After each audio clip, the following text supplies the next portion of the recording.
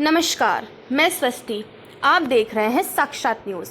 द्वितीय सत्र में मुख्य अतिथि संगठन के प्रदेशाध्यक्ष रमेश चंद पुष्करना, अध्यक्षता जिलाध्यक्ष अनिल सामरिया, विशिष्ट अतिथि कोटा संभाग संयुक्त निदेशक शिक्षा विभाग तेज कंवर, विशिष्ट अतिथि प्रदेश उपाध्यक्ष योगेश शर्मा, विशिष्ट अतिथि मुख्य जिला शिक्षा अधिकारी महावीर प्रसाद शर्मा। प्रदेश उपाध्यक्ष योगेश शर्मा ने अपने उद्बोधन में बताया कि शिक्षक संघ राष्ट्रीय संपूर्ण विश्व में लोक सेवकों का सबसे बड़ा संगठन है, जो हमेशा राष्ट्र हित को ध्यान में रखकर शिक्षकों के प्रत्येक वर्ग के लिए संघर्ष करता है। मुख्य जिला शिक्षा अधिकारी महावीर शर्मा ने बाबा साहब के शिक्षित बनो, संगठित रहे और संघर्ष करने के ध्येय वाक्य को व्याख्यायित किया। उन्होंने शिक्षक होने के नाते समरसता हेतु करने योग्य प्रयासों पर प्रकाश डाला। कोटा संभाग संयुक्त निदेशक तेज कंवर ने बताया कि बाबा साहब ने दलितोद्धार एवं सामाजिक समरसता हेतु अमूल्य योगदान दिया। उन्होंने शिक्षा के महत्व पर प्रकाश डालते हुए शिक्षक की भूमिका का महत्व बताया। कार्यक्रम के मुख्य अतिथि प्रदेशाध्यक्ष रमेश चंद पुष्करना ने बाबा साहेब के सामाजिक समरसता हेतु किए गए प्रयासों को रेखांकित किया। उन्होंने बताया कि संगठन 1,60,000 की सदस्यता के साथ सबसे बड़ा संगठन है। उन्होंने बूंदी जिले के प्रत्येक संगठनात्मक गतिविधि में प्रथम रहने पर प्रशंसा की। उन्होंने संगठन के द्वारा सरकार के साथ की गई वार्ता का जिक्र करते हुए बताया कि संगठन शिक्षकों की ट्रांसफर, पदोन्नति, वेतन विसंगति सहित कई समस्याओं के समाधान हेतु प्रयासरत है। जिला अध्यक्ष अनिल सामरिया ने पधारे हुए सभी आगंतुकों का आभार व्यक्त किया। कार्यक्रम के संयोजक प्रदीप यादव ने धन्यवाद ज्ञापित किया। द्वितीय सत्र का संचालन पुष्पेंद्र सिंह ने किया। तो आइए देखते हैं साक्षात न्यूज में द्वितीय सत्र में और क्या कहा अतिथियों ने। आप सभी जो नवनियुक्त शिक्षक हैं, इनको इस संगठन की व्यवस्था का भागीदार बनने के लिए आप सबका हार्दिक स्वागत करता हूं, अभिनंदन करता हूं। बूंदी जिला संपूर्ण राजस्थान में अपनी अमृत छाप के लिए प्रसिद्ध है। इस संगठन के सभी कार्यक्रम, सभी स्वरूप एक अनुशासन के रूप में इस जिले में होते आए हैं। इसका कारण आप सब कार्यकर्ताओं की मेहनत, आप सब कार्यकर्ताओं का बल, यही महत्वपूर्ण है। मैं पुनः इस संगठन का प्रदेश उपाध्यक्ष होने के नाते आप सबको इस मंच के माध्यम से ये विश्वास दिलाता हूं कि हम इस राष्ट्रीय के कार्यकर्ता होने के नाते विद्यालय में अपना संपूर्ण योगदान दें, संपूर्ण कार्य करें। और यदि कोई शिक्षा विभाग की है, कोई प्रशासनिक व्यवस्था है, इस काम करने के बाद भी आपके आगे आती है, तो ये संगठन 24 घंटे आपके साथ खड़ा है। संगठन के द्वारा चूंकि हमारे अतिथियों के रूप में शिक्षा विभाग के अधिकारी हमारे मध्य हैं, फिर भी मैं कहना चाहूंगा कि संगठन के द्वारा हमेशा शिक्षकों को एक संबल प्रदान किया है और शिक्षा विभाग को भी अच्छे कार्यों के लिए निरंतर हम साथ खड़े रहे हैं। शिक्षा विभाग के अधिकारियों की मनमानियों के खिलाफ हम हमेशा लड़ते आए हैं, लड़ते रहेंगे। लेकिन हमें राष्ट्रीय कार्यकर्ता होने के नाते, एक अनुशासित संगठन का सिपाही होने के नाते विभाग जो हमसे अपेक्षा करता है, उस अपेक्षा में खरा उतरने की जरूरत है। उस विद्यालय की व्यवस्था, जब हमारे विभागीय अधिकारी आपके बीच में जाते हैं तो विद्यालय में घुसते ही तो लग जाए कि कहीं कहीं इस विद्यालय में इस संगठन का कार्यकर्ता के रूप में कोई शिक्षक मौजूद है। आपका परिलक्षण विद्यालय के सामने दिखना चाहिए। हम पूरी मेहनत और लगन से विद्यालय का काम करें और जो बालक बालिका है, क्योंकि क्योंकि अधिकतर शिक्षक आप एवं एयरटू के हैं। भारत का भविष्य, भारत की दशा और दिशा दोनों आपके हाथों पर निर्भर है। आप उस कोरे कागज को किस प्रकार से लिख सकते हैं, निश्चित रूप से वही आगे चल करके इस राष्ट्र का भविष्य बनेगा। विद्यालय अच्छे हैं तो उस व्यवस्था में थानों की आवश्यकता नहीं होगी, पुलिस थानों की आवश्यकता नहीं होगी। हम सब आज इस राष्ट्र संत के जन्म दिवस में यह प्रण लेकर के जाएं कि इस भारत माता की सेवा के लिए शिक्षक के रूप में जो हमारे को काम दिया है, इस काम को पूर्ण रूपेण 100% अपनी संपूर्ण ऊर्जा के साथ पूरा करेंगे और जिले के शिक्षा विभाग को और आगे बढ़ाएंगे। और जिले की शिक्षा विभाग को आगे बढ़ाने के साथ साथ हम हमारे पास आने वाले विद्यार्थियों को एक अलग के आह्वान पर इतनी विशाल संख्या में 90 किलोमीटर दूर तक से कार्यकर्ता हमारे बीच में आए हैं। मैं एक बार पुनः आप सभी का हार्दिक स्वागत करता हूं, अभिनंदन करता हूं। साथ ही इस नए शिक्षक को जो समस्याएं हैं वो संगठन के बाद 24 घंटे आपके लिए तत्पर रहेंगे। इन्हीं के शब्दों के लिए मैं आज अपनी वाणी को विराम देता हूँ। जय हिंद, जय भारत, जय संविधान। शिक्षक हितों की अपेक्षा रक्षा करने वाले, संगठन कार्यों के लिए कभी न थकने वाले भाई साहब योगेश जी, जो आप राजस्थान शिक्षक संघ राष्ट्रीय के प्रदेश उपाध्यक्ष का दायित्व भी निर्वहन कर रहे हैं, हमेशा शिक्षक हितों की आवाज उठाई इन्होंने। कार्यक्रम को आगे बढ़ाते हुए हमें सम्मान समारोह को अपने शब्दों से अनुग्रहित करने के लिए मैं आमंत्रित करता हूँ श्रीमान मुख्य जिला शिक्षा अधिकारी श्री महावीर कुमार जी शर्मा।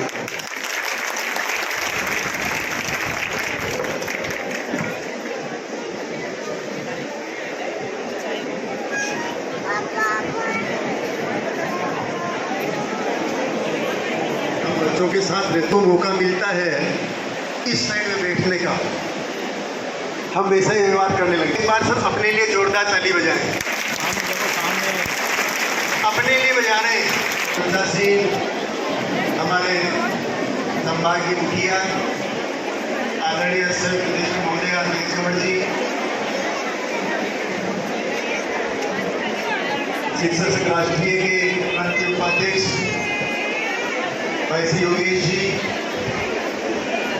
इस जिले की कमान संभालने वाले राष्ट्रीय जिलाध्यक्ष भाई अनिल जी, मैंने सभी शिक्षा अधिकारी साहबान, संगठन के सभी नवनियुक्त और पुराने सभी शिक्षक साथियों बहनों, जो अपने आप में असुविधा महसूस कर रहा है या कर रही है, कृपया वो बाहर जाकर के घूम के आ सकते हैं। महामानव भीमराव जी अम्बेडकर साहब, जिनकी 133वीं जयंती पूरा देश नहीं पूरा विश्व जहाँ भारतीय रहते हैं मना रहे हैं, इस पर बहुत ही अच्छा उद्बोधन हमने सुना। मेरी ओर से मैं आप सबको बहुत बहुत बधाई और शुभकामनाएं देता हूँ और उनके चरणों में श्रद्धासुमन अर्पित करता हूँ। मैंने वक्तव्य में वो बात भी होगी, साथियों आप सबको पता है उनका ध्येय वाक्य शिक्षित बनो, बन गए। यहाँ बैठा हुआ हर व्यक्ति शिक्षित है, यानी कि आपने मंत्रालय उनकी बात पूरी कर ली। दूसरी बात उन्होंने कही संगठित रहो। इसमें कितने हैं अभी भाई योगेश जी ने की बात हुई, जहाँ कहीं आप जाओगे आपको ये बात सुनने को मिलेगी कि संगठन बच्चों को भी पढ़ाते हैं, उदाहरण भी देते हैं कि संगठित रहोगे तो कुछ कर पाओगे, अपने लिए भी, अपने समाज और देश के लिए। वो संगठन कहाँ और कैसे करना है आपके ऊपर। अभी आप कह रहे थे योगेश बात की, मेरा संगठन सबके लिए खड़ा है।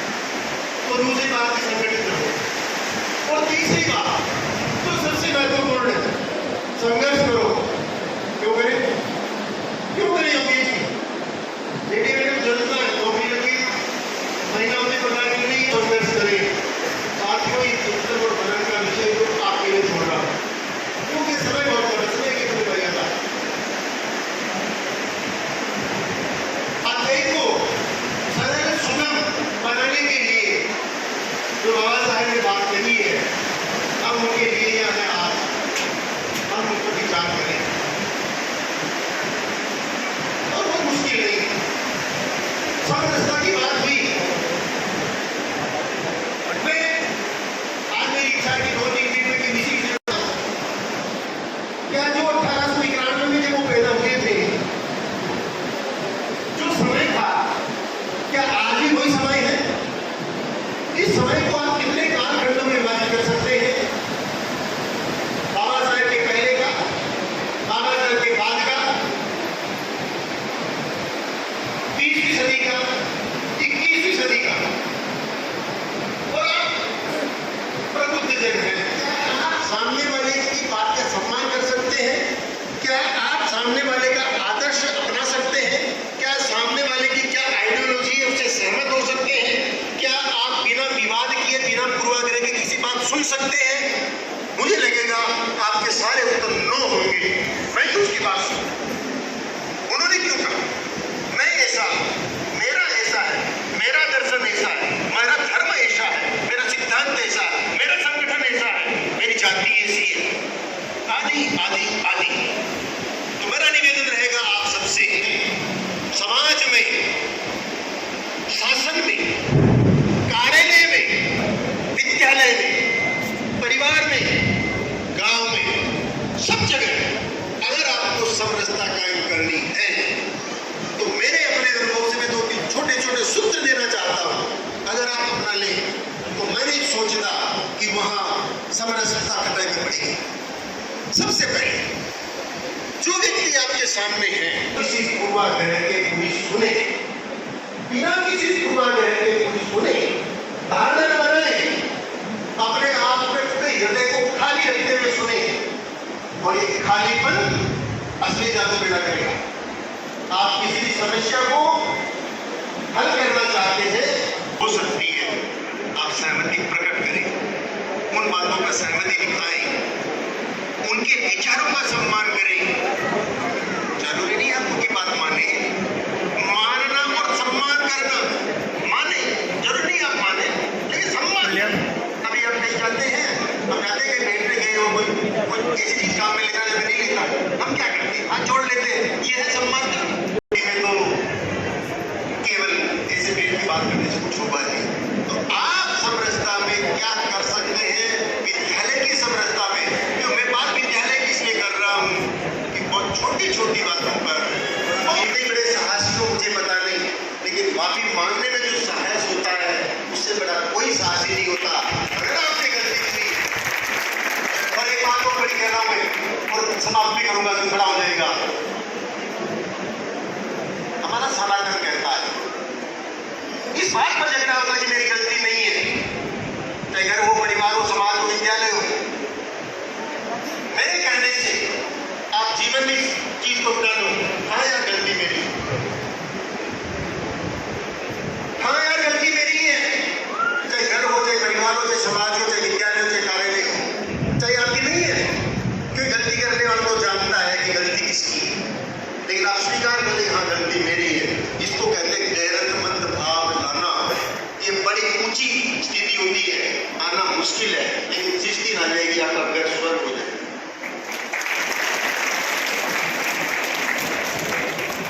आपने पूछा किसी फिल्म देखी, फिल्म दिखाई बच्चों को, मैंने बाबा साहब फिल्में दिखाई स्कूलों में बच्चों को, कितनी पीड़ा होती है दृश्यों को देख करके कि जब आपको पानी पिलाने हुए ऊंचे लोटे का प्रयोग किया जाता है, आप तो जो बातें कही उन्होंने भावावेश में कह दिया कि व्यक्ति के साथ उसके विचार भी ऐसा ही है, और लास्ट में कहा भी, जब कहा कि भावावेश से चीजें इसका दर्शन नहीं हो सकती, तो वास्तव में सही है, दर्शन नहीं, दर्शन तो उनका वही है जो सारी बातें कही है।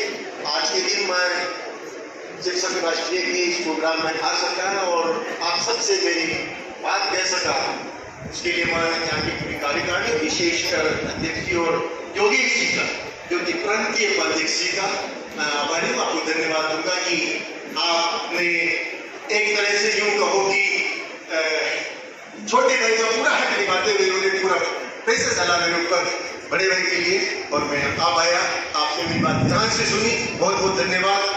जय हिंद, जय भारत। और आज जो उन्नत व्यवस्था, सोच, वस्तुस्थिति में जो सुधार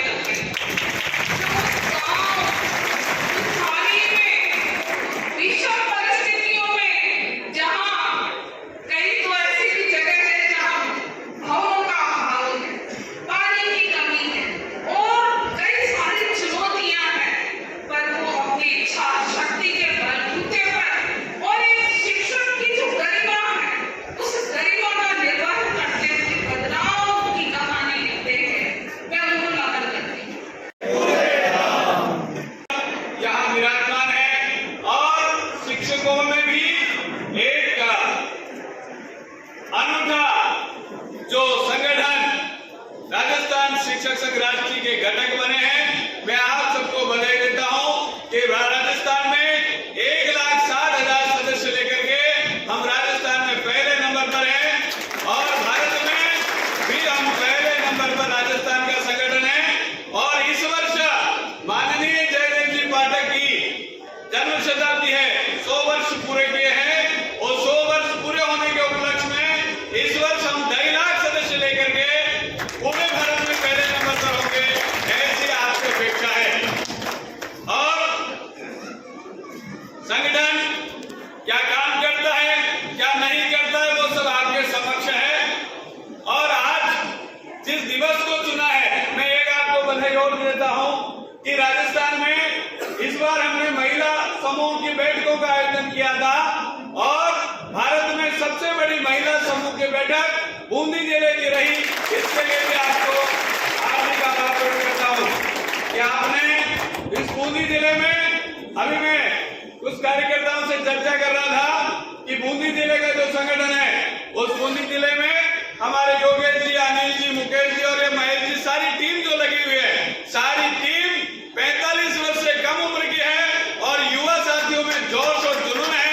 ऐसे अच्छे संगठनकर्ता और यहाँ सर्वाधिक संख्या रखने वाले बूंदी के आप सब कार्यकर्ताओं को मैं धन्यवाद देता हूँ कि आपने पूरे राजस्थान में बूंदी एक मॉडल के रूप में खड़ा है। इसके लिए आपको बहुत बहुत बधाई। संगठित थे और आपको ध्यान होगा, हमने शिक्षक महापंचायत की थी जयपुर में, उस महापंचायत में भी बूंदी की सर्वाधिक संख्या है, कोई 6 बच्चे भर करके आई थी और उन्होंने कहा था कि भाई साहब आप संघर्ष करो, हम शिक्षक हितों के लिए कभी भी पीछे नहीं हटेंगे। तो उस संघर्ष में अनवरत चलते रहे और सरकार बदल गई। सरकार बदलने के पश्चात हमारी अपेक्षाएं बढ़ी और उन अपेक्षाओं पर खरा उतरने के लिए हमने इस सरकार से संवाद स्थापित किया और संवाद स्थापित करने के बाद हमारे शिक्षा मंत्री जी ने 2 बार हमको, उन्होंने कहा आप कहाँ मिलना चाहेंगे, हमने कहा आप कहाँ वहां मिलेंगे। उन्होंने एक बार तो ऐसा घटना हुआ कि वो हमारे लिए आधा घंटा इंतजार करते रहे वहां बैठ करके और हम आधे घंटे बाद पहुंचे। वो हमने उनको कहा हम आपसे मिलना चाहेंगे, कहाँ मिले। तो उन्होंने कहा नहीं, आप एक कष्ट मत करो, एक काम करता हूँ मैं आपके हमसे वार्तालाप की।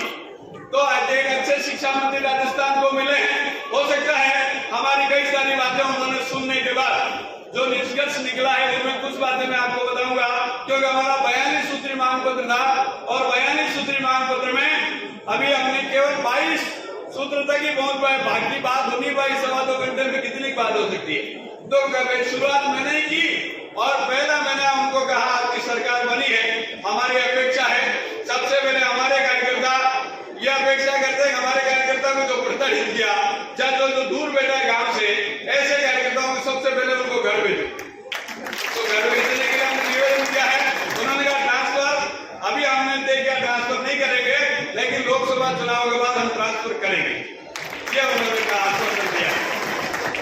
दूसरा